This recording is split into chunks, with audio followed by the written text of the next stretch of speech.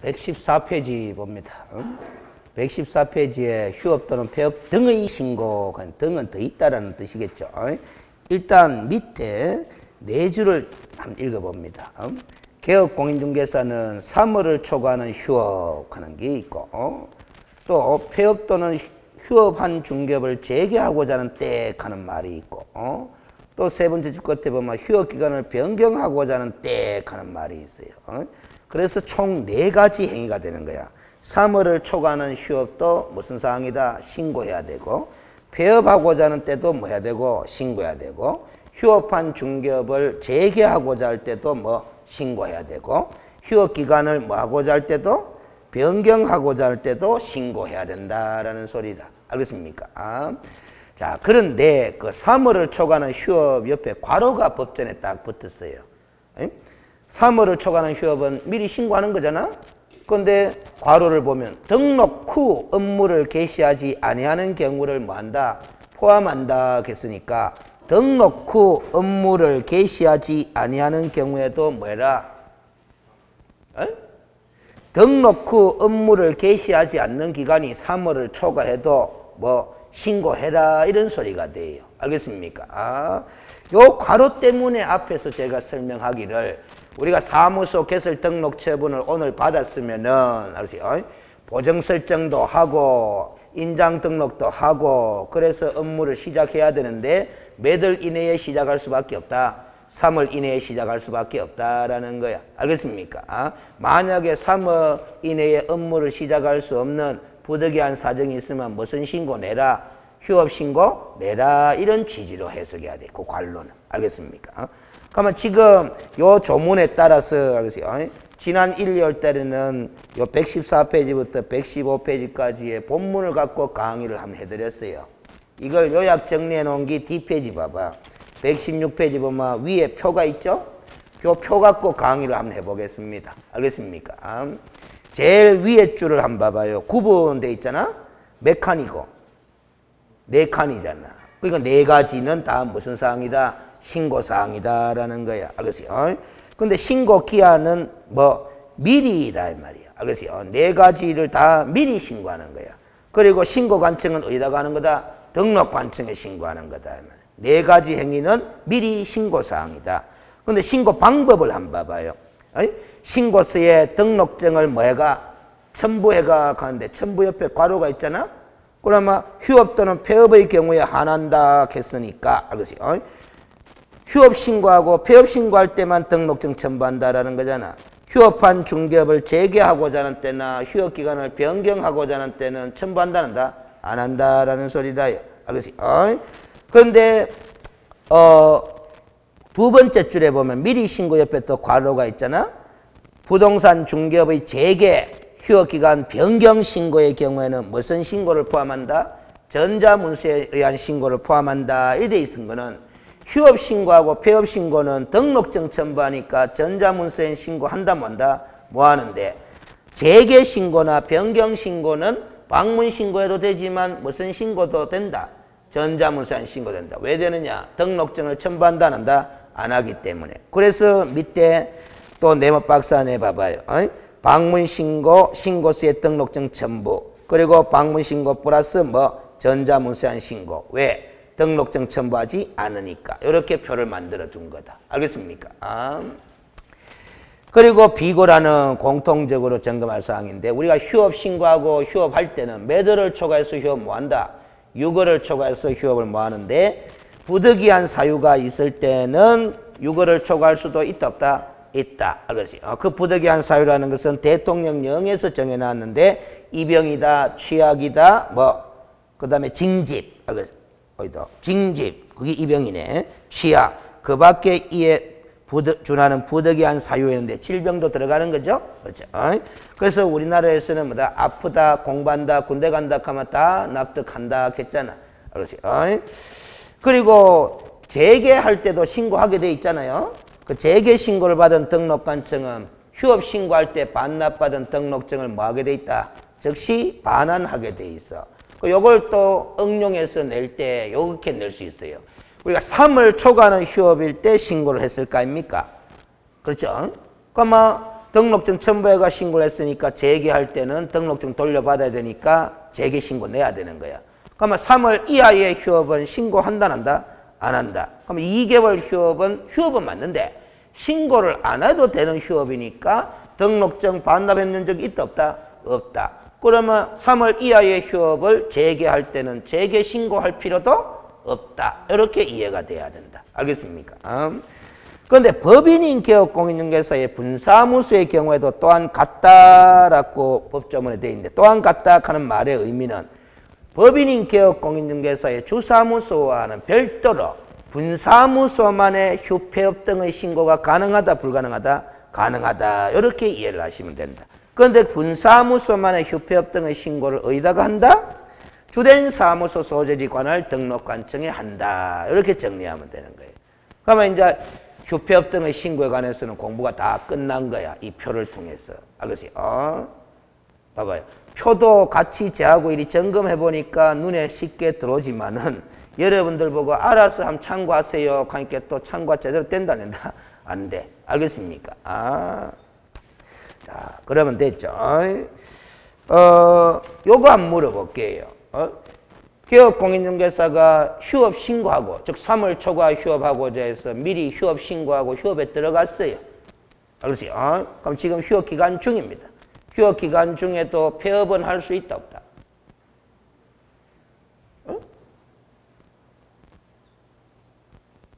휴업 기간 중에도 폐업할 수 있다, 없다? 있다! 알겠어요. 그러니까 여러분들은 읽어보지 않은 것에 대해서는 자신감이 없어. 알겠어요? 근데 여러분들이 역으로 이렇게 한번 생각해요. 휴업 기간 중에 폐업 신고 뭐 한다 하는 규정도 읽어봤나? 읽어본 적 없잖아. 휴업 기간 중에 폐업 신고 할 수 있다 하는 것도 본 적도 없고. 알겠어요? 휴업 기간 중에 폐업 신고 뭐 한다 하는 것도 본 적도 없으면은. 알겠어요?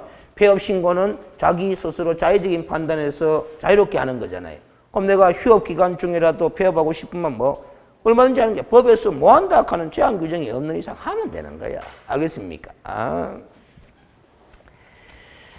그러니까 봐봐요. 법에 내가 공부한 법에 명확한 규정이 없으면 알겠어요? 알겠어요? 내가 알고 있는 법에 위반되지 않는 행동이라면 뭐다? 다 해도 된다, 안 된다? 되는 거야. 알겠습니까? 무슨 소리인지 알겠죠? 법에 뭐 규정이 없으면, 명확한 규정이 없으면, 내가 하고자 하는 행위가 명확한 규정이 없으면, 법에, 내가 공부했던 법에 저쪽만 안 되면 다 하는 거다, 안 하는 거다? 하는 거예요. 알겠습니까? 그 예를 들어서 봐봐요. 진도 안 나갔는 건데 벌써 3번째 돌고 있기 때문에 물어보는 거야. 개업공인중개사는 일방 대리는 할 수 있나 없나? 거래 당사자 일방을 대리하는 행위는 할 수 있다, 없다? 자, 우리가 공부한 공인중개사법 조문에 따르면은 개업공인중개사는 거래 당사자 쌍방을 대리해서는 된다, 안 된다? 안 된다 하는 거 공부한 거 확실히 기억하고 있다. 근데 일방 대리는 하지 말아라 한 적 들어본 적 있나? 없어. 일방 대리 할 수 있다 하는 것도 들어본 적 없어. 근데 내가 확실히 기억하는 건 쌍방을 대리해서는 아니 된다 하는 말은 기억나. 그러면 일방 대리가 쌍방 대리하고는 다른 거잖아. 그럼 일방 대리는 해도 된다. 이렇게 자신감 있게 판단을 해요. 알겠습니까? 무슨 소리인지 알겠지? 하여튼 그런 식으로 자신감 있게 판단을 좀 하셔야 됩니다. 그렇지? 자, 다시 한번 더 묻습니다. 개업공인중개사는 토지의 토지의 매매 행위를 할 수 있다, 없다? 응? 자, 내가 확실히 기억하는 거는 여러분들이 공부한 바에 따르면 개업공인중개사는 토지는 중개대상물이가 아이가? 중개대상물이죠. 중개대상물의 매매를 업으로 할 수 있다, 없다? 없다. 이게 기억나잖아. 그러면 매매 행위하고 매매를 업으로 하는 것 같나? 다르지. 그렇죠? 그러면 확실히 기억하는 건 매매업을 뭐 한다 하는 거 기억나잖아. 그러면 이거는 뭐다? 할 수 있다라고 자신감 있게 판단하면 돼요. 알겠습니까? 아, 무슨 소리인지 알겠어요? 그런데 요 앞에다 단어를 하나 더 집어넣어 보겠습니다. 안 집어넣었으니까 요거는 O야. 알겠어요? 할 수 있어. 알겠어요? 근데 이의 신청이 잘 들어오기 때문에 안 받아주겠지만 이의 신청 일단 들어오는 것 자체가 불편하거든. 그래서 요렇게 잘 안 내요. 요 앞에다 딱 뭘 집어넣어가 물어본다고. 알겠어요? 중개 의뢰인. 중개 의뢰인으로부터 의뢰받은 알겠어요? 토지의 뭐다?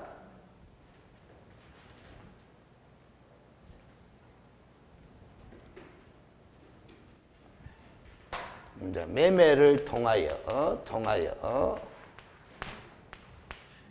취득할 수 있다. 제가 지문 만든 겁니다. O다 X다? X다. 내가 공부한 바에 따르면은 알겠어요?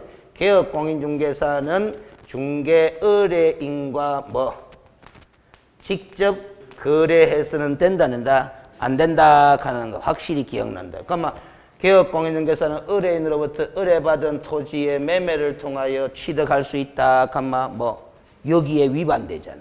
그렇죠. 무슨 소리인지 알죠? 그런 기다. 거기에 따라서 판단하는 거예요. 여러분이 공부했는 법의 내용에 맞추어서 주어진 지문을 판단하는 거야. 알겠습니까? 이런 식으로 시험 지문 냅니다. 알겠죠? 옛날 1회, 2회 초창기 시험 때는 뭐다? 이런 식으로 안 내요. 그냥 여러분들이 법전에서 익혔던 그 문장 있지? 개업공인중개사는 중개 의뢰인과 직접 거래하여서는 아니 된다.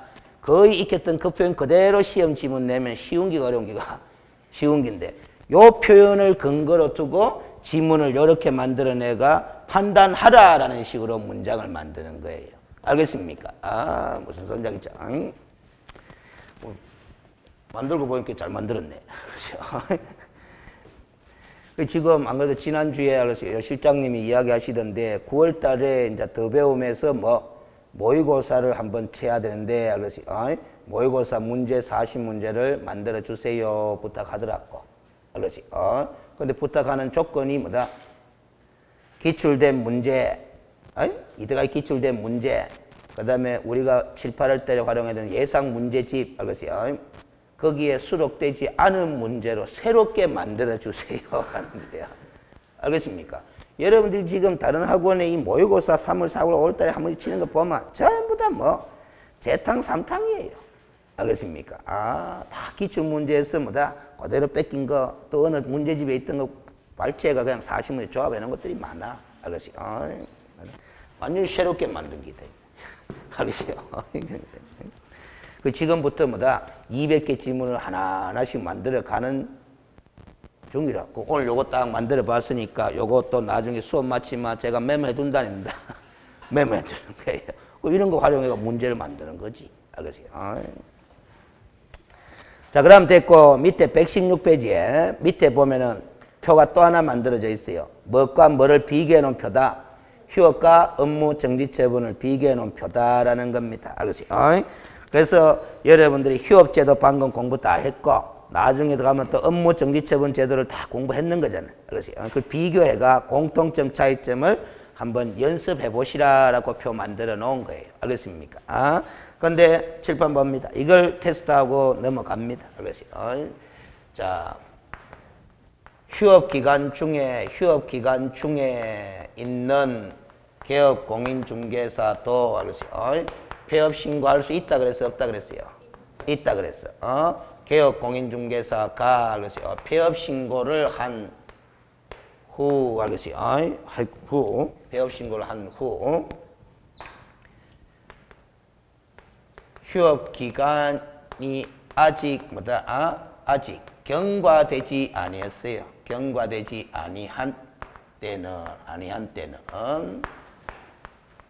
중개사무소 개설 등록을 할 수 없다. 한번 판단해봐요. 휴업 기간 중에 있는 개업 공인중개사가 휴업 신고하고 휴업 기간 들어갔다 이 말이지. 그런데 폐업 신고를 냈다 이 말. 그런데 원래 휴업 신고했던 5개월 기간 있죠? 아직 지났다, 안 지났다? 안 지났다. 알겠어요? 그래서 아직까지 5개월 기간 중에 있을 때는 중개사무소 개설 등록할 수 있다, 없다?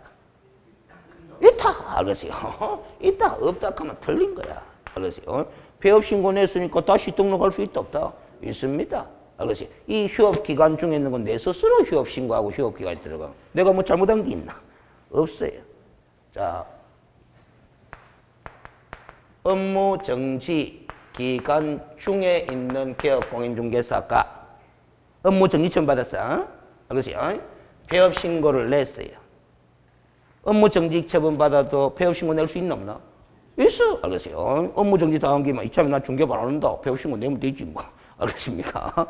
어차피 등록 관청이니 6개월 동안 일하지 말아라고 업무 정지 내는데 나 앞으로 계속 안 할게. 폐업 신고 내면 되지 뭐. 알겠어요? 폐업 신고 냈어. 근데 아직까지 업무 정지 기간 있죠? 기간이 아직 지났다, 안 지났다? 안 지났어. 그 세월이 안 지났다 이 말이에요. 그래서 중개사무소 개설 등록할 수 없다. OX 옵니다. 알겠어요? 옵니다. 왜? 네 글자를 떠올려야 되는데. 결격사유. 저 앞에서 우리가 등록의 결격사유 12가지 공부했죠? 그 12가지 공부한 것 중에 업무 정지 처분을 받고 폐업 신고한 자로서 그 정지 기간이 경과되지 아니한 자, 폐업에도 불구하고 정지 기간은 계속 진행되는 것으로 본다. 맞죠? 그 등록의 결격사유에 해당되니까 등록 하나 뭐 하나? 뭐 한다 이 말이에요. 밑에 거는. 알겠습니까? 무슨 소리인지 알겠지?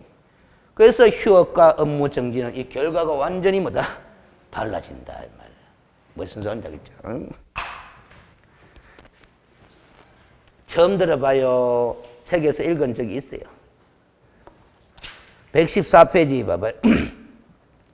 114페이지 되돌아가면 밑에서 5번째 줄 한번 읽어보겠습니다.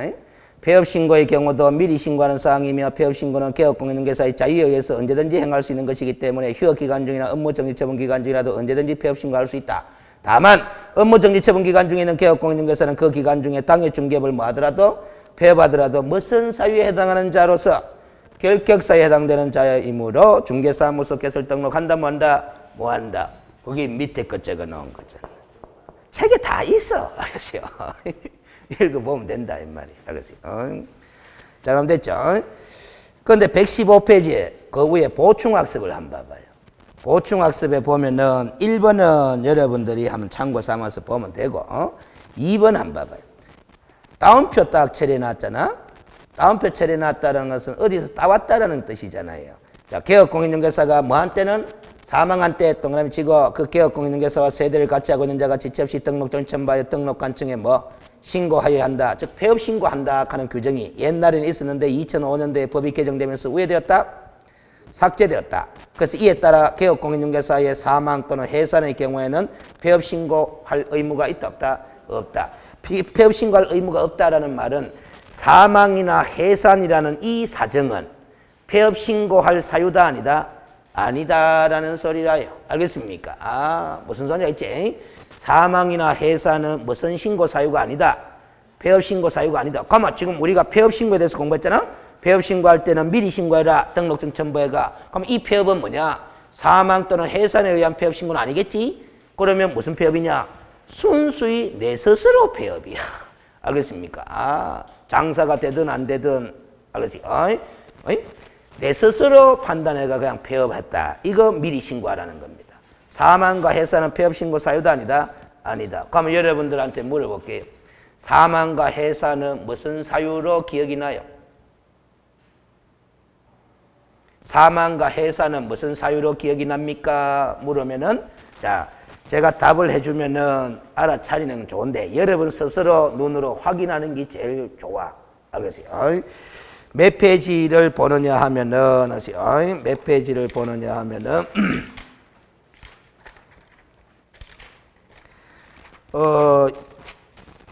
64페이지 봐봐요.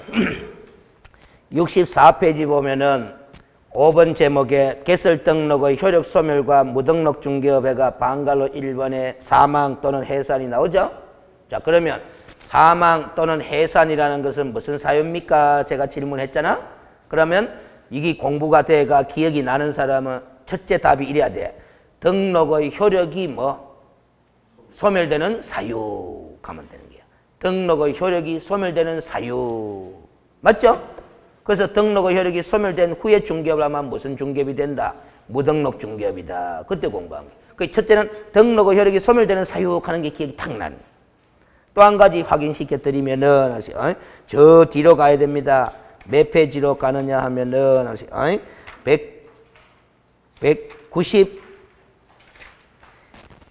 193페이지로 가봐요.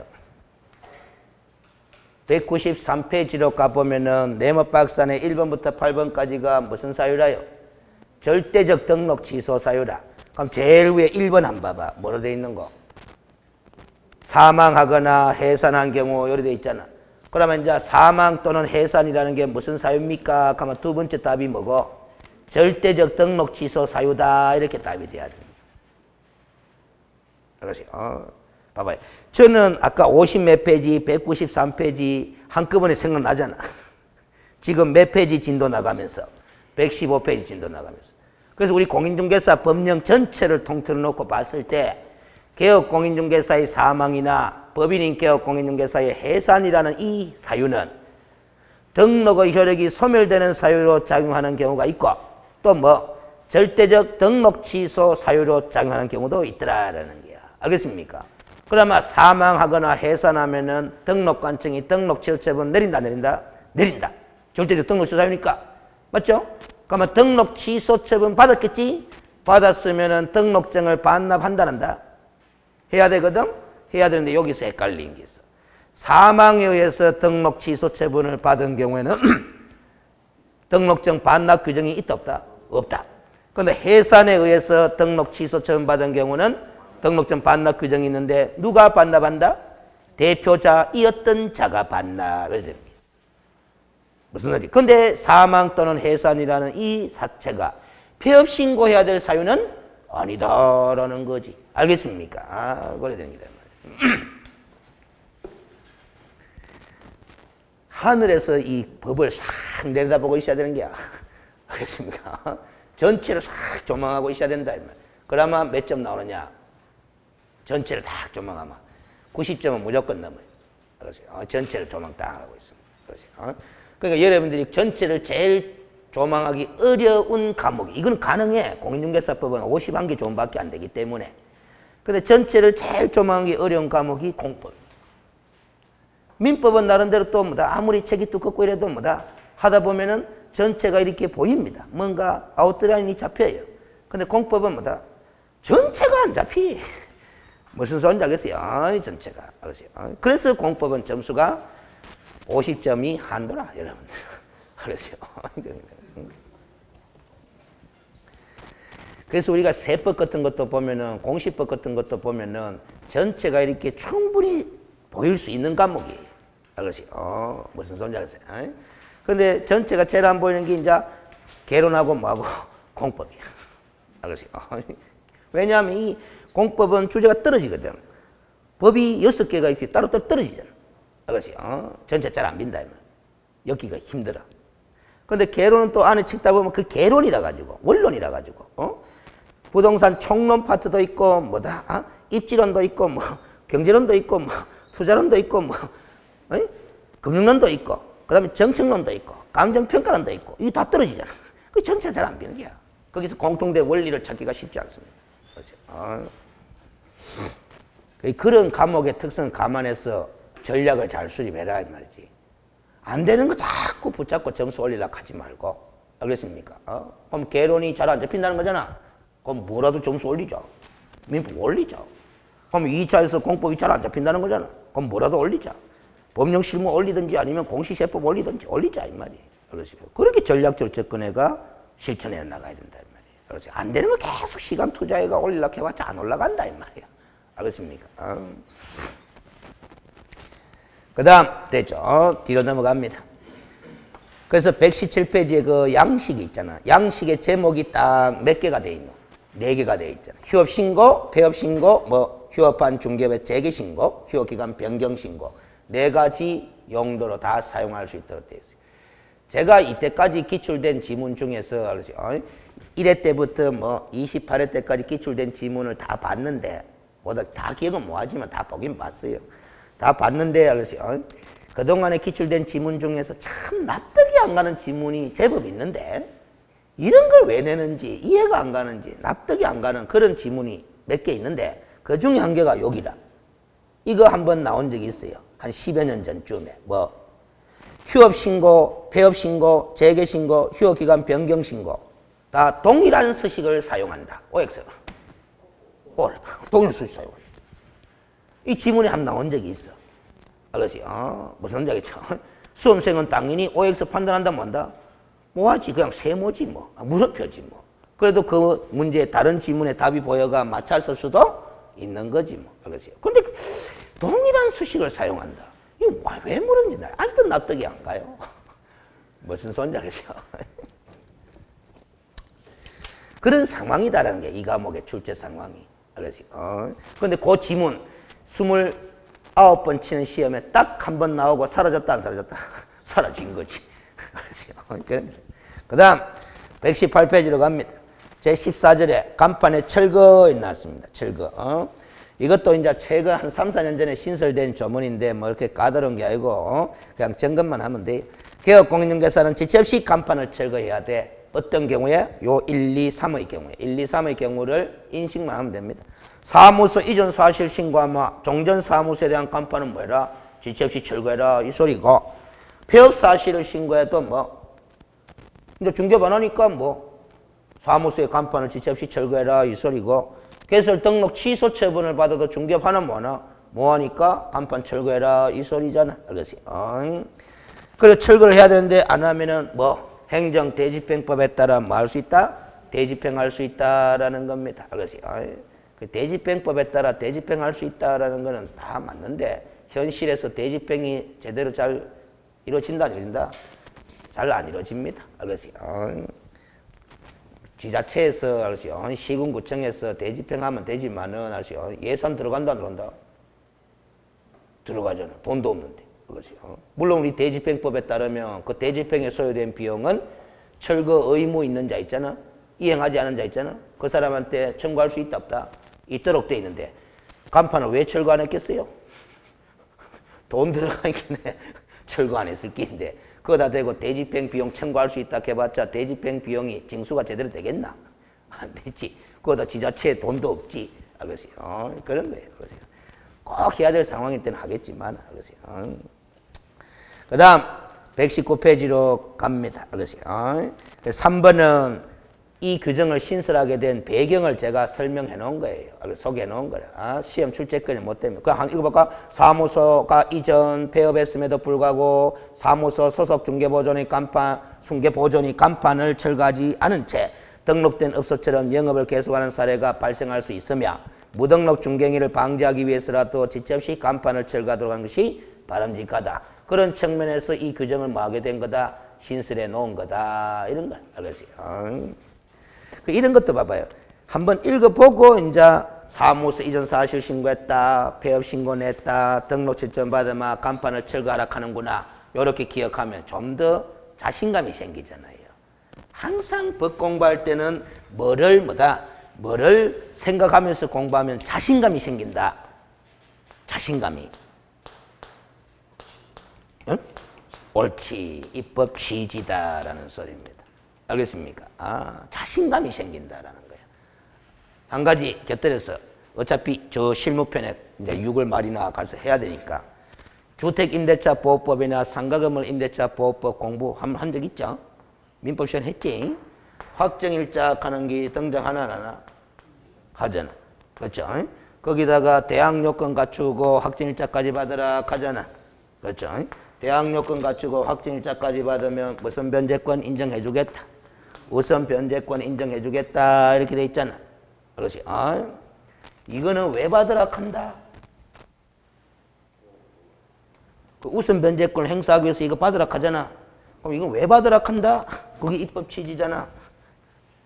왜 받으라 한다?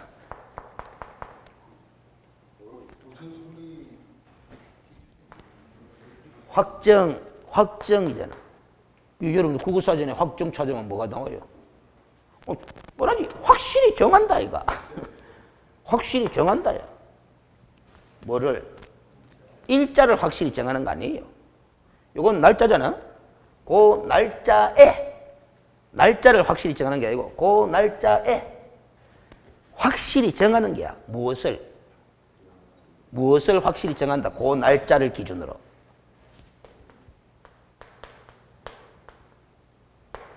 보증 금액이 얼마냐. 그렇지. 임대차 보증 금액이 얼마냐를 뭐다? 그 날짜를 기준으로 확실히 정하는 거예요. 그렇지. 그 취지에서 확정일자를 도입한 거다 이 말이야. 그렇지. 왜냐하면은 임차인과 뭐다? 임대인이 사후에 담합에 의해서 보증 금액을 변경시킬 수도 있다 없다. 봐봐요. 임대인이 건물주 아닙니까? 맞죠?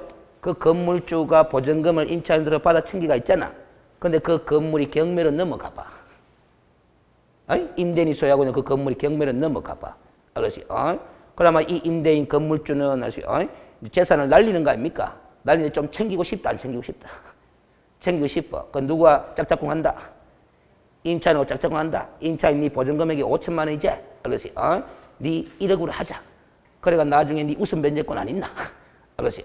그러면 1억 받겠지, 배당해서. 받으면 네 5천만 원이 보증금이니까 내 1천만 원 줄게. 6천만 원 가져가라. 나머지 4천만 원 내가 내한테 줘. 임대인 또 4천만 원 건질 수 있다 없다? 있잖아. 알겠어요? 건지면 되나 안 되나? 안 되잖아요. 알겠어요? 그게 보증금액을 사후에 임차인과의 담합에 의해서 변경시키는 것을 방지하기 위해서 그 날짜에 보증금액이 얼마다 하는 게 정해져야 된다라는 겁니다. 정해져야만이 그 보증금액만큼, 확정된 보증금액만큼 무슨 변제를 주장하는 거다? 우선 변제를 주장하는 거다. 알겠어요? 그래서 확정일자 받았는데 사후에 임대차 계약 기간이 갱신되면서 보증금액을 올릴 수도 있다 없다? 올릴 수도 있잖아. 그러면 이미 확정일자 받아놨으니까 안 받아도 되나? 또 받아야 되나? 또 받아야 돼. 알겠습니까? 또 받아야 돼. 알겠어요? 보증금액이 바뀌었잖아요. 임대인과 임차인의 합의에 의해서. 무슨 소리냐 있지? 그러면 확정일자를 뒤늦게 또 받잖아? 그러면 이미 앞에서 받은 확정일자는 그 날짜에 보증금액은 얼마고 뒤늦게 또 확정일자 또 받잖아? 그러면 그 뒤늦은 날짜에 보증된 보증금액은 얼마다 하는 게 확실히 정해지는 거예요. 알겠습니까? 그럼 정액된 보증금액은 우선 변제 순위가 뒤로 밀리는 거야. 알겠습니까? 그런 게 됩니다. 그 확정일자를 요구하고 있는 취지는 보증금액을 뭐하기 위한 취지다? 확정, 담합에 의해서 변경시키는 것을 방지하기 위해서. 알겠습니까? 그런 게 돼요. 그런 걸 딱 집어야 돼. 알겠어요?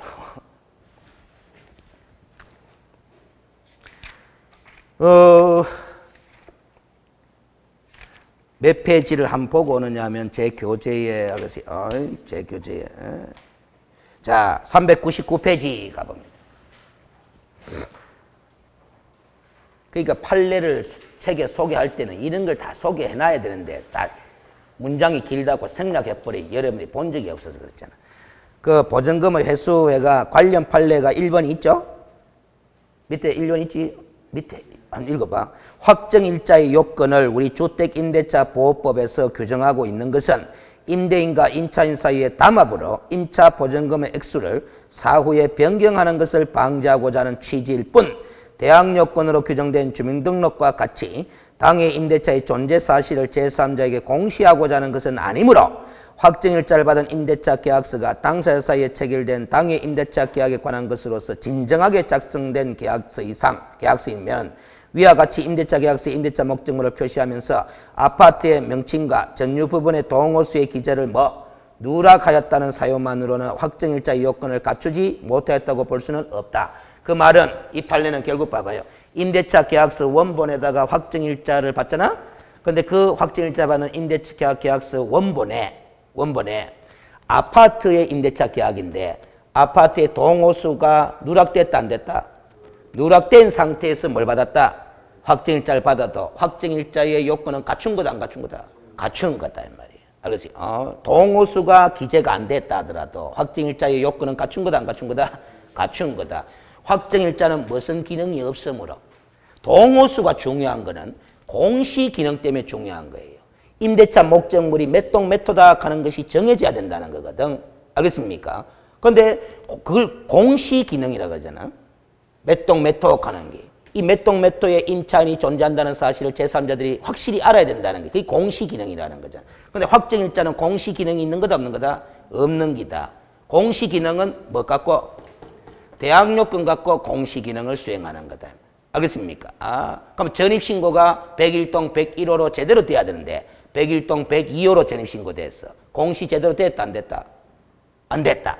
그러면 대항 요건 갖췄다 안 갖췄다? 못 갖췄다. 이리 되는 거예요. 그러나 확정일자 받는 임대차 계약서 원본에 동호수가 누락됐거나 잘못 기재됐다고 해가지고 확정일자 요건을 갖추지 못한 것은 아니다.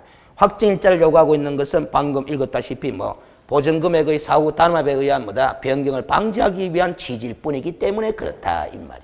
알겠습니까? 그래서 전입신고할 때 정확하게 해야 돼. 알겠어요? 전입신고가 바로 무슨 요건 중에 하나입니까? 대항 요건 중에 하나죠. 대항 요건을 갖추도록 하는 것은 공시를 해라라는 소리거든. 알겠습니까?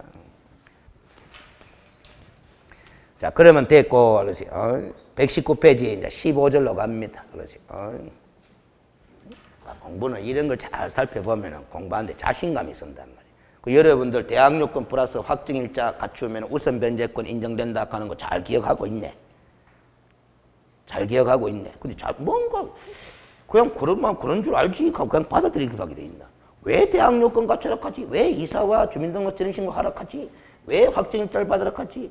이게 도대체 무슨 역할을 하기 때문에 이 두 개를 갖추면 우선 변제권 인정한다고 법을 만들었을까? 그런 식으로 좀 고민해가면서 그 할 수 있는 자료를 책에 소개해놔야 되는데 여러분들 민법 교재 보면 그런 거 소개 안 돼 있단 말이야.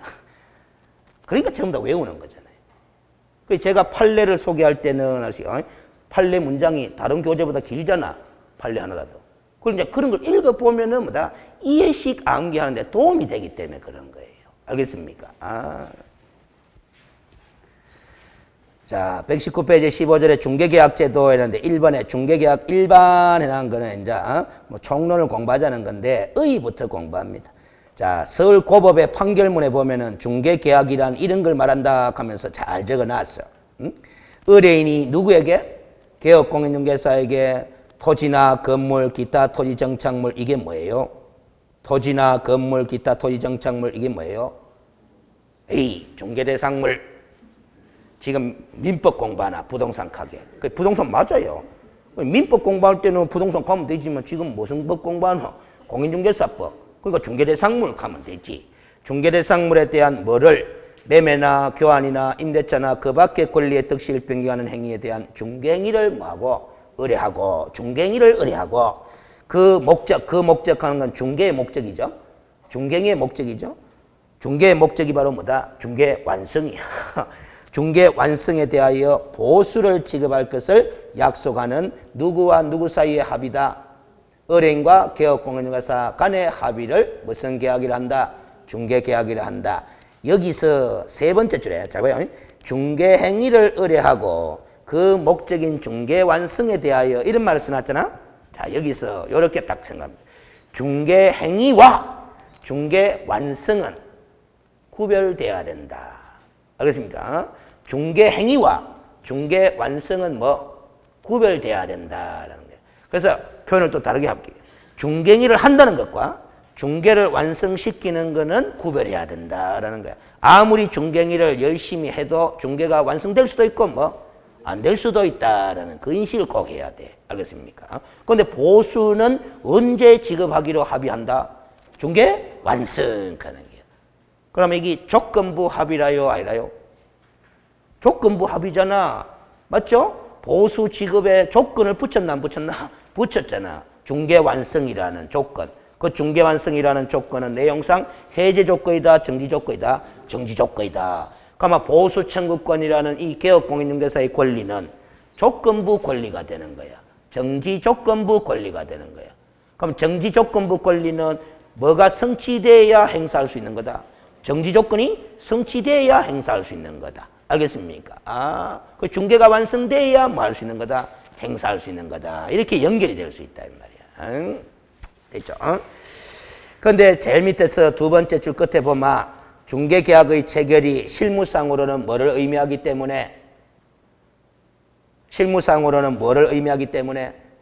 중개의뢰 접수를 의미하기 때문에 중개계약의 체결은 중개실무상 의뢰받은 내용을 중개업무 처리부나 접수장 이런 등의 이미 서식에 기재하는 행위로 나타나고 있는 것이 현실이다 이 말이에요.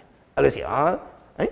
그러나 우리 공인중개사 법령의 규정에 따라 일반 중개계약서를 사용하거나 전속 중개계약서를 작성해야 되는 경우도 있을 거다 없을 거다? 있을 거다. 왜? 법에서 이런 서식을 사용하도록 규정을 해두고 있기 때문에. 알겠어요? 그럼 봐봐요. 중개의 접수 처리부, 접수장 이런 이미 서식으로 중개의 접수를 하기보다는 이렇게 일반 중개계약서나 전속 중개계약서처럼 정형화된 서식으로 접수 처리하는 것이 바람직하다 안 바람직하다? 바람직하다 이렇게 생각을 하고 지나가야 돼. 알겠어요? 그리고 이제 그 네 번째 줄에 이러한 중개계약 관계는 유효기간의 경과, 중개계약의 목적인 중개완성, 중개계약의 해지, 이행 불능, 당사자의 사망 또는 파산 등으로 뭐하게 된다? 종료된다. 그럼 중개계약 관계가 종료되면 무슨 건도 소멸한다? 개업공인중개사의 보수청구권도 소멸이 되는 거예요. 알겠습니까? 중개계약 관계가 종료되면 무슨 소리인지 알겠지? 그래서 옛날 이 두 줄은 옛날에 6회 때인가 7회 때 공인중개사 자격시험에 시험 문제였어요. 짤막하이 시험 문제가 짧아. 다음 중 중개계약의 종료 사유에 해당하지 않는 것은 한 물은 적이 있어. 알겠어요? 그걸 이렇게 문장으로 소개해 놓은 거예요. 알겠어요? 근데 여기서 우리가 그래서 이걸 한번 생각하고 지나갈 필요가 있어요. 유효기간 경과하는 거 있잖아? 가만 봐봐요. 의뢰인과 개업공인중개사가 그래서 중개계약을 체결하면서 이 계약의 유효기간을 정할 수도 있다 없다? 있다라는 거지. 알겠어요? 유효기간을 정할 수도 있다라는 거. 꼭 정해야 되는 것은 아니지만 그럼 유효기간을 정했으면은 알겠어요? 그 유효기간이 경과되면은 이 두 사람 사이에 중개계약 관계는 소멸된다, 사라진다라는 거지. 알겠어요? 그러면 여러분들이 개업공인중개사 입장에서 중개계약을 체결하면서 의뢰를 받잖아? 중개를 받잖아? 유효기간을 정하잖아? 정했다 칩시다. 3개월로. 알겠어요? 그러면 3개월 내에 중개를 완성시키기 위해서 적극적으로 노력을 한다? 해야 되는 거야. 알겠습니까? 무슨 소리인지 알겠지? 해야 되는 거다. 그럼 유효기간 안 정했으면 적극적으로 노력을 안 해야 되나? 보수를 받기 위해서 열심히 해야 되는 거죠. 그런데 유효기간을 정하면 더욱더 구속을 받겠지. 알겠습니까? 그런 기다. 그 다음 또 한 가지 생각을 합니다. 이 중개계약도 민법상 계약자의 원칙에 따라서 의뢰인과 개업공인중개사는 언제든지 이 중개계약 관계를 해지할 수 있다 없다? 있다. 언제든지 해지할 수 있다. 알겠습니까? 언제든지. 의뢰인이 해지할 수도 있고 개업공인중개사가 해지할 수도 있고. 근데 현실로 가면 이자가 해지할 가능성은 별로 없지. 알겠어요? 요 사람이 해지할 가능성이 많죠. 알겠어요? 그렇지.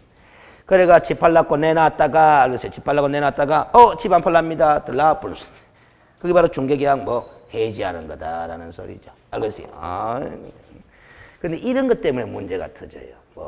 요 사무실에 중개를 했다 안 했다? 팔라고 내놨는데 옆집 사무실에 또 의뢰한단 말이야. 하면은 원래 의뢰했던 요 사무소의 중개계약을 하고 해지하고 다른 사무실에 또 중개를 하면 좋은데 원래 중개 의뢰했던 그 사무소의 중개계약을 해지한다는다? 안 하고 그냥 또 중개를 하는 거야. 알겠어요? 그러면 이 원래 의뢰받았던 개업공인중개사도 지금 중개계약 관계가 유지되고 있잖아? 그래서 중개를 하려고 노력하고 있다, 안 하고 있다? 하고 있어. 그래가 의뢰인의 집을 매수할 고객을 발견했어. 발견해가 쟤한테 전화가 뜨는 거야.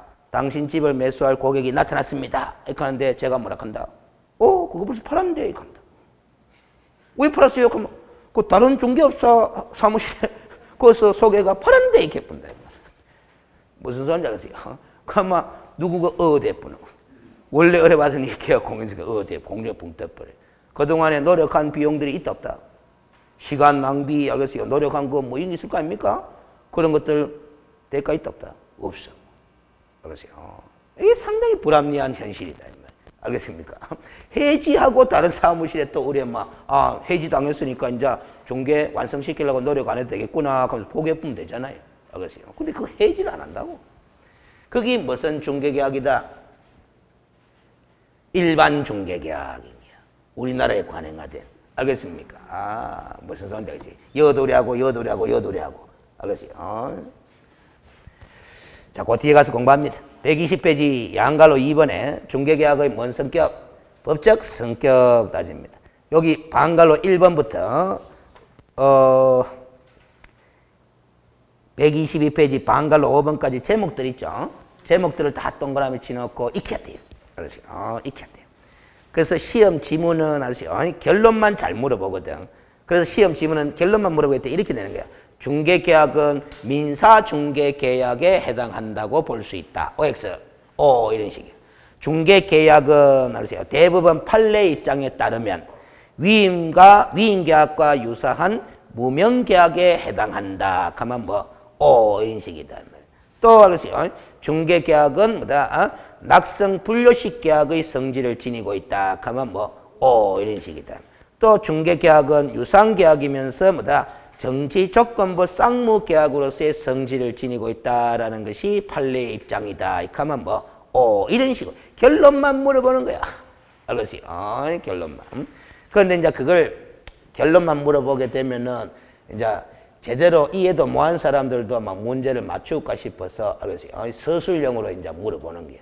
그 안에 담겨지는 내용을. 알겠어요? 왜 정지 조건부 쌍무계약인지. 알겠어요? 왜 위임유사의 무명계약에 해당하는지 그 이유를 시험 지문에 서술형으로 만들어내버려요. 그러면 이제 어려워지는 거지. 무슨 소리인지 알겠어요?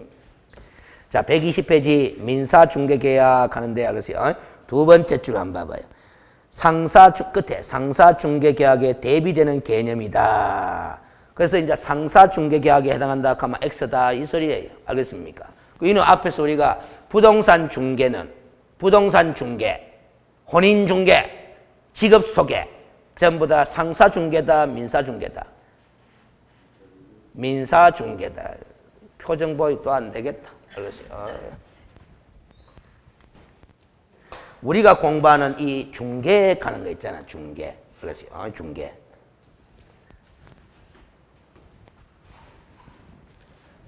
상사중개계약이니까 이거예요. 자, 이거 공부한 적 있어요. 상법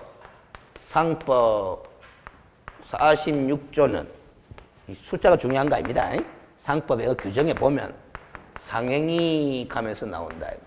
그렇지? 그래가 1번부터 뭐다? 쭉 번호가 적히면서 이런 행위들은 전부 다 무슨 행위다?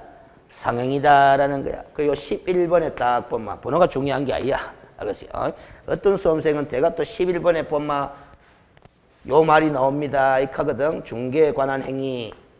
이것도 뭐다? 상행입니다. 하거든. 그럼 어떤 수험생은 쉬는 시간에 막 하면 그 11번이 아니고 12번인데요. 이렇게 한다. 그거 지금 따질 문제가 아니에요. 알겠습니까? 무슨 소리인지. 하여튼 참 빼딱한 학생들이 그런 걸 자꾸 따지네. 선생이 뭐다? 정확하게 외우지 못해가 숫자 틀리는 거 있잖아. 그것도 중요한 것도 아닌 거. 그러면 자꾸 확인하는 수험생이 있어. 알겠어요? 그러시면 안 돼. 알겠어요? 근데 선생님 입장에서는 고마운 거죠. 그렇지, 12번입니다. 가르쳐주고 있기에는 고마운 거지. 근데 중요한 게 아니라 자학생들한테 아무 도움이 안 되는 게 11번 맞습니다. 중개에 관한 행위도 무슨 행위다? 상행이다라는 거야. 알겠어요? 근데 요놈의 중개 행위는, 알겠어요? 이론상으로 보면은 상사중개도 있고 무슨 중개도 있다? 민사중개도 있다라는 거야. 그럼 무엇이 상사중개고 민사중개냐? 그 개념을 공부했더랬잖아요. 상인들 간의 상거래 행위를 알선하면 무슨 중개? 상사중개. 그러세요. 그러면 상인들 간의 상거래가 아닌 일반 사인들 간의 재산상의 뭐다? 거래 행위를 알선하면 무슨 중개? 민사중개 간다. 그럼 우리가 부동산 중개는 무슨 중개다? 민사중개에 속하는 거다라는 소리입니다. 알겠습니까? 무슨 소리죠? 거기다가 직업 속에도 무슨 중개에 해당하는 거다? 민사중개. 혼인 알선도 혼인 중개도 무슨 중개에 속하는 거다? 민사중개에 속하는 거다. 이렇게 앞에서 점검했잖아. 그렇죠? 가면서 청춘 남녀가 상의가 상거래 목적으로 혼인하나 그런 소리도 했잖아요. 알겠습니까? 자, 그런데 상사중개든 민사중개든 다 중개에 관한 행위로서 뭐다? 상행이다라는 거예요. 그래서 이 판례도 시험지에 나왔잖아. 부동산 중개는 상법상 뭐다? 상행위에 해당한다. OX. 오로 상행위에 해당한다. 오다 이 말이야. 알겠습니까? 그럼 이 상행위를 뭐다? 상행위를 영업으로 하는 사람이 있나 없나? 그 사람을 뭐라 한다? 상인이다. 그러면 부동산 중개도 민사 중개지만은 민사 중개도 중개에 관한 행위로서 상행이고 그 부동산 중개를 뭐 영업으로 하는 사람은 개업공인중개사 아이가? 그러면 이제 시험 지문이 나온 거야. 개업공인중개사도 상법상 뭐에 해당한다? 상인에 해당한다. 이러니까 그 공부거리 다 했잖아. 판례가. 알겠어요? 그렇죠? 그러면 봐봐요. 의뢰인이 개업공인중개사에게 뭐다? 의뢰한 거는 부동산 중개를 의뢰한 거잖아. 맞지? 민사 중개를 의뢰한 거잖아. 그래서 그 중개 계약은 무슨 계약이다? 민사 중개 계약이다라는 겁니다. 상사 중개를 의뢰했으면 무슨 계약? 상사 중개 계약인데 우리 부동산 중개 의뢰는 뭐다? 민사 중개를 의뢰한 거니까 민사 중개 계약이야. 그러면 민사 중개면 어떻고 상사 중개면 어떠냐? 그거 따지가 뭐 하느냐? 요거 설명했잖아. 그것까지는 아직 시험 문제 안 나왔지만은 상사 중개에 관한 행위는 어느 법으로 규율한다? 상법으로 규율한다. 상법의 제6장 가보면은 중개업 하는 영업이 나와요. 알겠어요? 그 상법이라는 법은 영업행위를 규율하는 법 아이가? 그러니까 영업은 보험업도 영업이잖아요. 창고업도 영업이잖아요. 알겠어요? 그 다음에 중개업도 영업이잖아요. 상법에 보면 중개업에 관한 규정이 나와. 근데 이 6장 중개업에 관한 규정은 무슨 중개업에 관한 거다? 무슨 중개업에 관한 거다? 상사 중개업에 관한 규정이야. 그래서 상법, 상사 중개업에 관한 이 규정은 우리 부동산 중개업에 적용될 여지가 있다 없다? 없다라는 소리예요. 알겠습니까? 부동산 중개업에는 이 규정은 적용된다 안 된다? 안 되는 거야. 왜? 요 중개업은 무슨 중개업이라서? 상사 중개업이라서. 그러면 민사 중개업은 이런 게 다 민사 중개업이잖아. 어느 법으로 규율한다?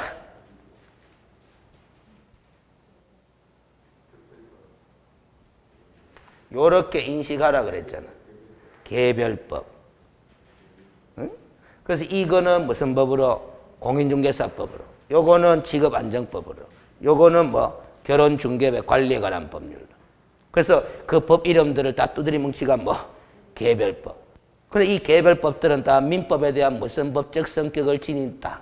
특별법적. 상법에 대해서도 뭐 특별. 왜? 이 민사중개도 다 상법에 뭐다 중개에 관한 행위에 들어가는데 상법으로 규율 안 하고 따로 이 특별히 법을 이렇게 만들어가 규율하고 있으니까 뭐다 상법에 대해서도 특별법, 민법에 대해서도 특별법 이렇게 되는 거죠. 알겠어요? 그래서 민사중개계약이냐 상사중개계약이냐 구별하는 실익은 이 중개계약 관계에 있어서 분쟁이 발생했을 때 알겠어요? 어느 법이 적용될 거냐 하는 거. 법 적용을 결정하는 데 영향을 미치기 때문에 중요한 거예요. 만약에 이 부동산 중개계약이 상사중개계약이라고 한다면은 분쟁이 발생할 때 무슨 법으로? 상법으로 규율하게 되는 거거든.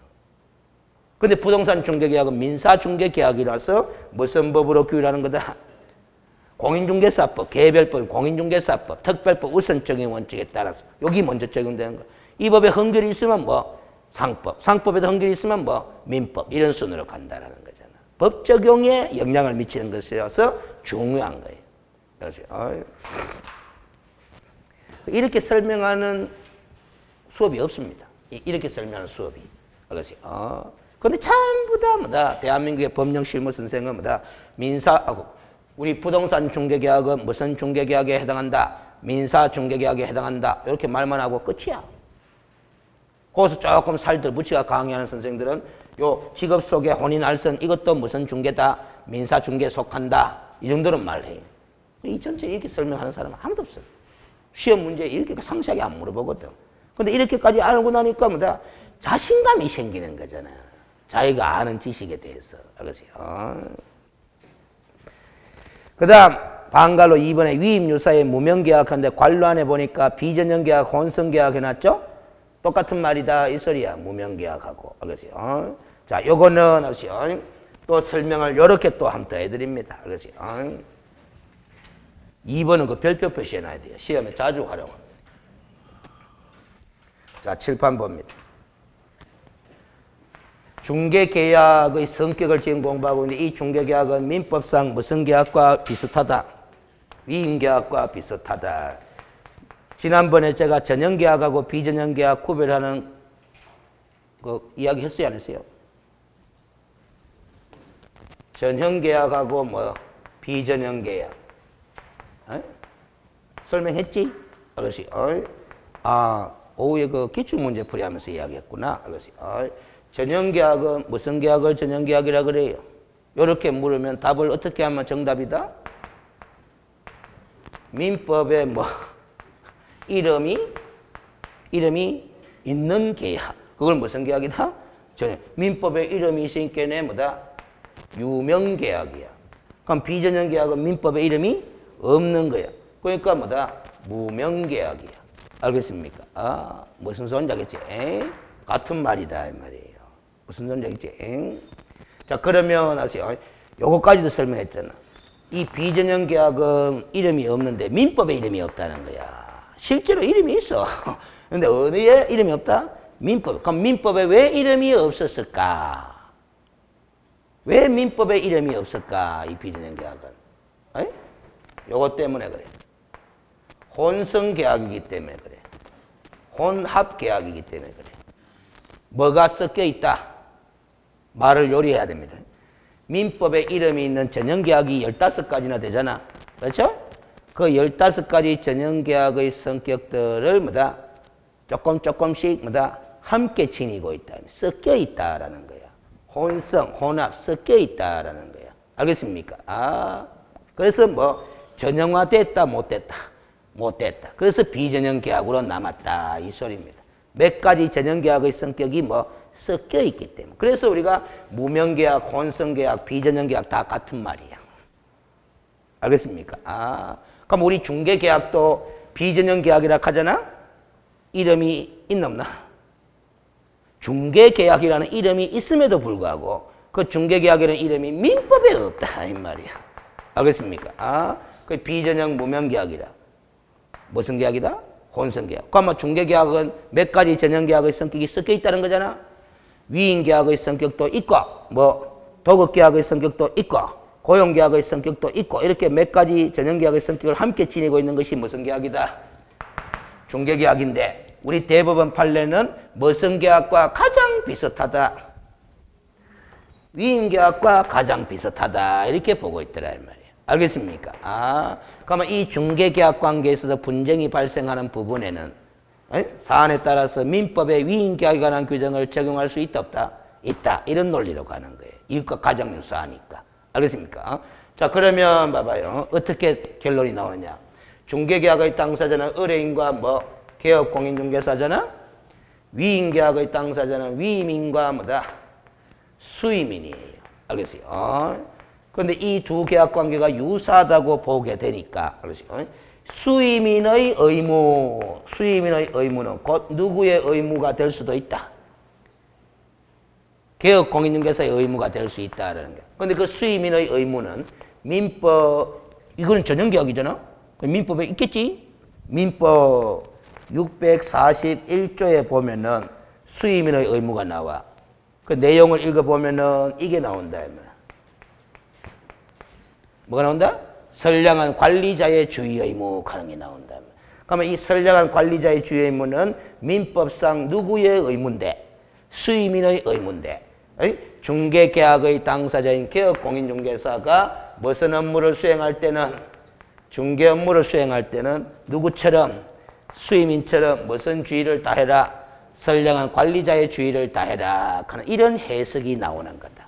알겠습니까? 됐죠? 그 다음에 이제 120페이지도 설명이 다 끝나버렸어요. 그래서 121페이지에 방갈로 3번에 낙성 분료식 계약 하는 거 있잖아?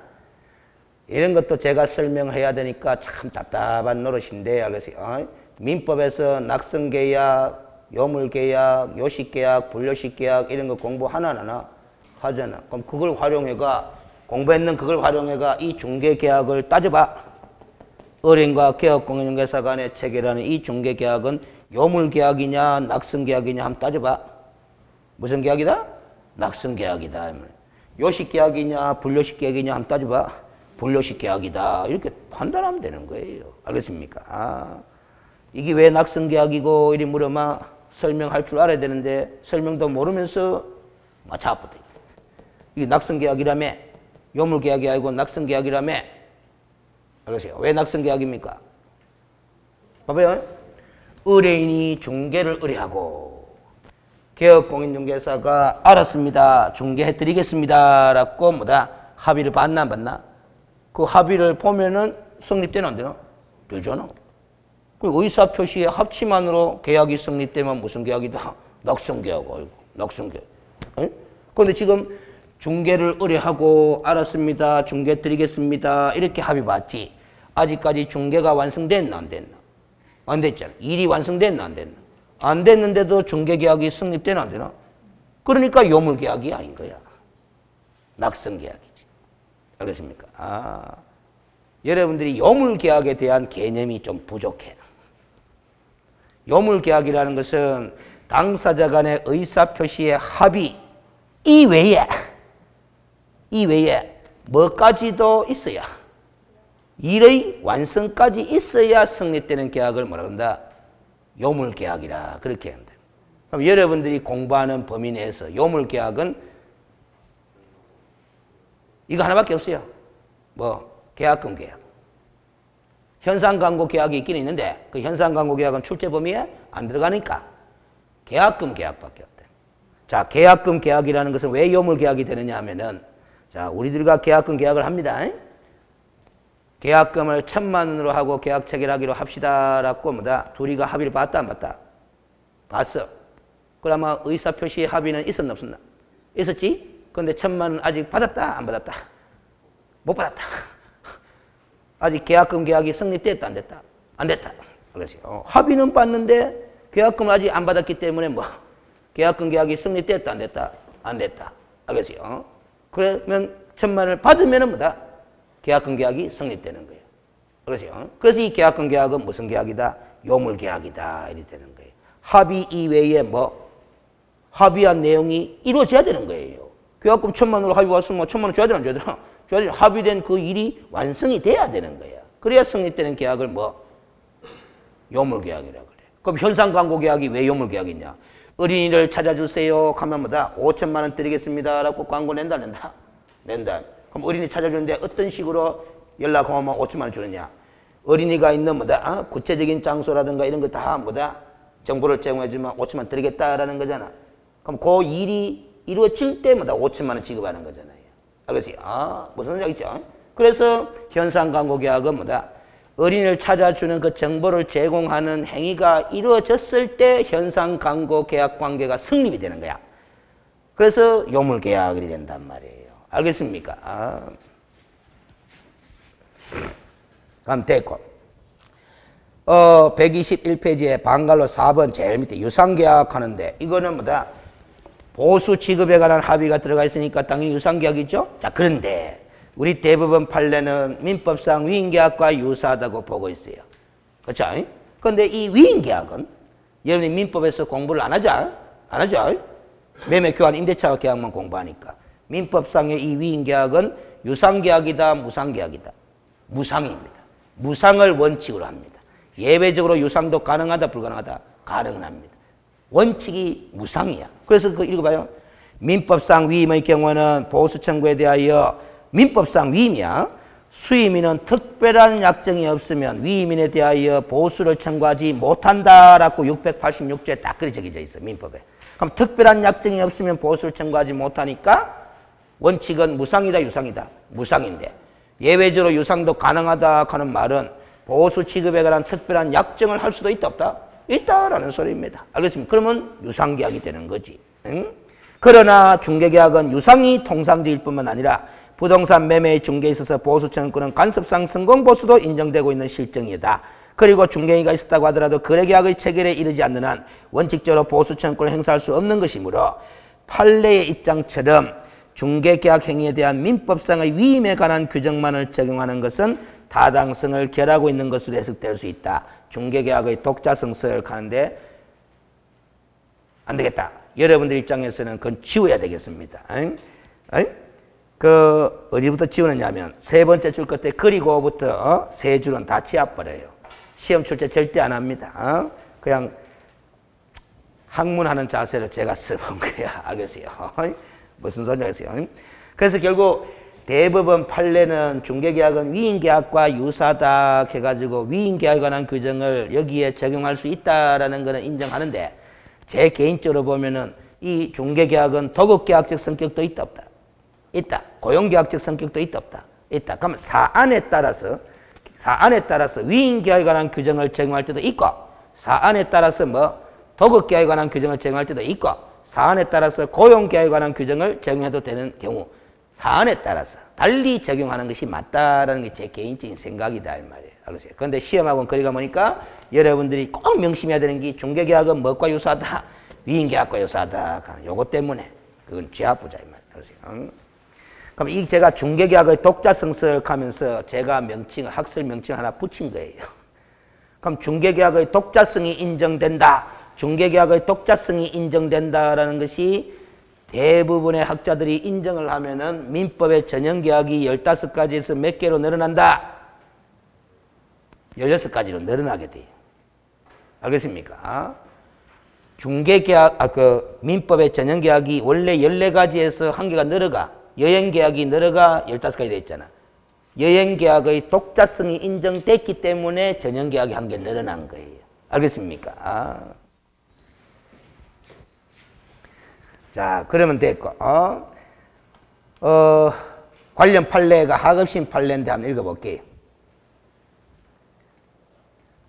하급심 판례 중에는, 일반적인 중개계약은 의뢰인이 여러 명의 개업공인중개사에게 동일한 목적물에 대한 거래 알선을 의뢰할 수 있으며, 바로 이게 일반 중개계약이거든. 의뢰받은 여러 개업공인 1인의 알선에 의해 거래가 성사된다면, 의뢰인과 여타 개업공인중개사 사이에서 형성된 중개계약 관계는 당사자 간에 특별한 약정이 없으면 그때부터 왜 된다? 자동 해지되는 것이라고 볼 수 있으므로, 중개계약의 무슨 성격을 인정할 수 있다? 도급적 성격을 인정할 수 있다. 이와 같은 중개계약의 무슨 성격으로 인해? 도급적 성격으로 인해 중개를 완성하지 못한 다른 개업공인중개사들은 중개에 대한 보수를 청구할 수 없다고 보는 것이 타당하다. 서울지방법원의 판례. 그래서 이 판례는 결국 중개계약의 도급적 성격을 인정한 판례다라는 거죠. 그러니까 우리 대법원 판례는 중개계약을 위임계약과 유사다리 방시하고 있지만은 하급심 판례 중에는 보수 청구권 문제와 관련해서는 도급적 성격도 있다 없다? 있다. 그래서 비전형 계약이야. 혼성 계약이야. 알겠습니까? 무슨 소리인지 알지? 보수 청구와 관련된 사안에 있어서는 도급 계약에 관한 규정을 적용하는 것이 맞아. 일의 완성을 전제로 일정한 보수를 지급하기로 하는 계약이 바로 무슨 계약이고? 도급 계약 아닙니까? 알겠어요? 이제 봐봐요. 고개 끄덕거리는 사람이 4-5분 있거든. 이 지금 어려운 설명하고 있어요. 근데 그걸 끄덕거리는 사람이 4-5명 있단 말이지. 그 지금 1월달부터 5월달까지 민법이 좀 공부가 되고 몇 바퀴 돌고 있기 때문에 이제 소화가 되고 있는 거야. 1월달에는 이런 설명하면 도저히 못 알아듣습니다. 자, 그 다음, 방갈로 5번에 정지조건부 쌍무계약 해놨다, 이 말이지. 제가 대가적 의미 하는 거 있죠? 그걸 딱 줄 긋고 진하게 해놓은 거는, 여러분들이 꼭 공부를 반틈만 하고 치아 푸는 사람 때문에 그래. 민법에서 쌍무계약 하면은 무엇을 쌍무계약이라 합니까? 이리 물어보잖아? 물어보면 여러분들의 답변은 당사자 쌍방이 뭘 부담하마? 채무를 부담하마 무슨 계약이다? 쌍무계약이다. 이렇게 반만 이야기하고 끊어버려. 알겠어요? 여기다가 뭘 집어넣어야 돼요. 쌍방이 서로 대가적 의미의 채무를 부담하는 계약이 바로 쌍무계약이에요. 이 말 빠지면 안 돼요. 이 말 빠지면 안 된다 이 말이에요. 그럼 대가적 의미의 채무를 부담한다 하는 말, 대가적 관계에 놓인다 하는 말은 한 일방 당사자의 채무를 이행하게 되면 타방 당사자의 채무도 당연히 이행되어야 되는 관계. 그걸 무슨 관계? 대가적 관계, 결련 관계 그렇게 이야기를 한다 이 말이에요. 알겠습니까? 그게 인정되지 않는 쌍방이 채무를 부담하면 그것도 편무계약. 그렇지? 자, 그래서 우리 그 부동산 중개계약은 알았어요. 부동산 중개계약은 제일 밑에 줄 가봐요. 판례도 이러한 점을 감안하여 순수한 쌍무계약이라고 보기는 어려워요. 비록 유상계약이지만 계약의 체결에 의하여 급부와 반대급부, 채무와 반대채무대에 대하여 서로 간에 강제적 이행 청구권이 발생하지 않는다. 즉 대가적 의미 관계가 없다. 따라서 순수한 쌍무계약이라고 말할 수 있다 없다? 없다. 그러나 개업공인중개사의 채무가 즉 중개인과 의뢰인의 마음에 들어 거래가 성립할 때는 개업공인중개사의 노력에 대해서 보수를 지불할 의무를 발생시킨과 동시에 개업공인중개사도 자신의 중개인에 있어서 신의 측에 따를 의무가 있는 점에 볼 때는 쌍무계약이라고 말할 수 있다. 그러므로 부동산 중개계약은 무슨 계약에 가까운 편무계약에 가까운 특수한 쌍무계약이다. 어떤 점에서 특수하냐? 정지 조건부가 붙어있는 쌍무계약이라고 봐야 된다. 그래서 조건부 쌍무계약이라고 말할 수 있다라는 것이 서울고법의 판시사항이다. 이 말이에요. 알겠어요? 이 정지조건부 쌍무계약이기 때문에 개업공인중개사의 보수는 언제 청구하는 것이 맞다? 정지조건이 성취됐을 때. 정지조건이 성취됐다 하는 말은 뭐가 완성됐을 때? 중개가 완성됐을 때. 알겠어요? 그때 청구하는 것이 맞다라는 거예요. 그러면 중개가 완성된 시점을 언제로 볼 거냐? 중개가 완성된 시점을 언제로 볼 거냐? 중개가 완성된 시점을 언제로 볼 거냐? 또 응따소리 한다. 중개가 완성된 시점을 언제로 볼 거냐? 일단은 이렇게 말을 할 수 있을 거다. 거래계약이 체결됐을 때. 맞지? 거래계약이 체결됐을 때. 이때가 바로 뭐다? 중개가 완성됐다고 볼 수 있을 거다. 그러면 거래계약이 체결됐다는 것은 언제냐? 당사자 간에 뭐다? 의사표시가 합치된 때다. 잔금이 지불된 때가 아니다. 알겠습니까? 무슨 소리인지 알겠죠? 그래서 현실적으로는 우리가 당사자 간의 의사표시가 합치된 때를 현실적으로 판단하면은 매도인과 매수인이 매매계약서에 도장 찍는다, 안 찍는다? 도장 찍는다. 알겠어요? 이때가 현실적으로 매매계약이 체결된 때다 보는 거잖아요. 그렇죠? 그런데 이론적으로는 그렇게 안 돼요. 현실에서 우리가 매도인과 매수인이 매매계약서에 도장을 탁 찍음으로써 계약이 체결됐다 이렇게 이야기하잖아. 그런데 민법의 이론으로 가면은 그렇게 이야기하면 안 돼요. 왜? 매매계약은 요식계약이가 불요식계약이가? 불요식계약이잖아. 그렇잖아. 그럼 매매계약서 서식을 작성 안 해도 매매계약이 체결될 수 있나 없나? 있는 거거든. 이론적으로는. 그래서 매매계약서에 매도인과 매수인이 도장을 찍었을 때 매매계약이 체결됐다 하는 말은 현실은 그렇게 판단하지만은 민법의 이론적으로 보면은 매매계약서 도장 안 찍어도 매도인과 매수인이 뭐 매매계약 체결합시다라고 의사표시에 합치만 있으면 매매계약은 체결된 거다, 안 된 거다? 된 거예요, 이론적으로는. 무슨 소리인지 알겠어요? 구두계약도 계약이다 하는 말이 바로 뭐다? 분류식 계약이니까 그런 거잖아요. 알겠습니까? 현실은 그렇게 안 돌아가거든. 현실은 계약서에 뭐 도장 찍어야 이제 계약이 체결됐다 이런 말을 하지만 그럼 그때 돈 받으면 된다, 안 된다? 보수 받으면 된다, 안 된다? 계약서에 도장 찍고 난 다음에 보수 받으면 된다, 안 된다? 돼요. 알겠어요? 되는데 문제가 터져버려요. 주더라, 안 주더라? 안 주더라라는 거야. 그러니까 자꾸 분쟁이 발생하거든. 보수 지급 시기에 관련해서. 그래서 3년 전인가 조문 하나 신설해버렸어요. 뭐? 중개 보수 지급 시기에 관한 규정을 하나 신설해버렸어. 그래 돼가지고 당사자 간에 특별한 약정이 없으면 의뢰인과 개업권 사이에 약정이 보수 지급 시기에 관해서 약정이 없으면 거래대금 지급이 완료된 날 지급한다 된 거야. 거래대금 지급이 완료된 날이 바로 뭐고? 잔금 지급일이 되는 거예요. 그 규정을 신설해 넣어본 거예요. 그러면 매매계약서에 도장 찍었을 때, 중개가 완성됐을 때, 계약이 체결됐을 때 보수를 받고 싶으면 의뢰인과 개업공인중개사가 뭐 하면 된다? 약정하면 되는 거예요. 알겠어요? 약정하면 되는 거예요. 그럼 약정이 없다면은 법 규정대로 뭐 해라? 잔금 지급 시에 거래대금 지급이 완료된 날 지급해라 되는 거야. 그럼 거래대금 지급이 완료된 날 지급한다 하는 그 규정 있지? 그 법 규정이 있다 이 말이야. 그 법 규정은 강행법규다, 임의법규다. 유도회가 묻겠습니다. 그 법규정은 당사자 간에 특별한 약정이 없으면 언제 지급한다? 거래대금 지급이 완료된 날 지급해. 그러면 당사자 간에 특별한 약정을 하면 약정이 우서이가 우서나이가? 우서이잖아. 그럼 그 규정은 무슨 법규다? 임의법규지. 꼭 이렇게 구체적으로 설명해가 유도해야 맞추고 알겠어요. 결론으로 바로 물어보면 여러분 스스로가 판단해가 못 맞추고 있잖아요 지금. 그렇죠? 당사자의 약정으로 그 법규정의 적용을 배제할 수도 있는 거. 그런 규정을 뭐 임의규정, 임의법규 한다 이 말이에요. 그렇죠? 됐죠? 그러면 됐고 123페이지에 양갈로 3번에 중개계약의 성립 시기해가 한 6, 7줄 적어놨는데 싹 지압부도 돼. 그렇지. 읽어보면 어렵습니다. 지압부도 돼. 무슨 계약이다 하는 거 알면 된다. 낙성 분료식 계약이다 하는 거 알면 돼요. 거기에 따라서 중개계약이 언제 성립된 걸로 볼 거냐. 이거 판단하면 되는 거거든. 알겠어요? 자, 좀 쉬었다가, 그래서 중개계약의 유형, 일반 중개계약, 전속 중개계약 이런 식으로 들어갑니다. 그래서 쉬었다가 합시다.